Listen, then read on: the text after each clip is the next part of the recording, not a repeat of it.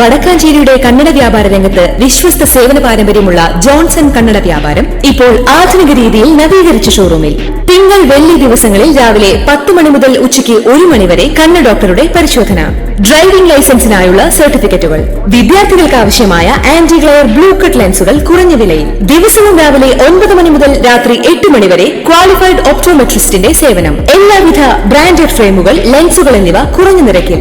Johnson Kannada വ്യാപാരം, John's tower, divine ആശുപത്രിക്ക് എതിർവശം, Vadakkanchery. Phone 94963474. CPIM Pathanamthitta ജില്ലാ സമ്മേളനത്തിനിടെയുണ്ടായ വിമർശനങ്ങളിൽ മറുപടി നൽകി കമ്മ്യൂണിസ്റ്റ് നേതാവ് ജി സുധാകരൻ.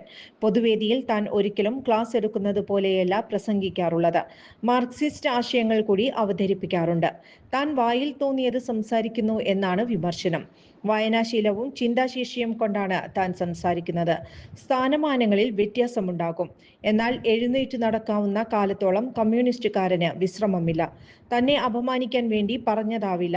തനിക്കെതിരായി വിമർശനം ആരോ പത്രക്കാർക്ക് പറഞ്ഞു കൊടുത്തതാണ്, അല്ലാതെ പാർട്ടി സമ്മേളനത്തിൽ അങ്ങനെ ചർച്ച ഉണ്ടായി കാണില്ല, ജി സുധാകരൻ പറഞ്ഞു.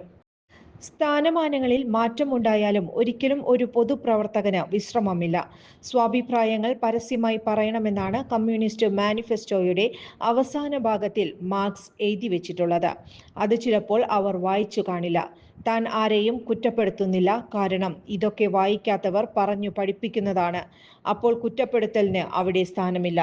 തന്റെ ശബ്ദം ഉയരുന്നതിലൂടെ പാർട്ടിക്ക് ഗുണമേ ഉണ്ടായിട്ടുള്ളൂ, ഒരു ദോഷവും ആർക്കും ഇതുവരെ ഉണ്ടായിട്ടില്ല.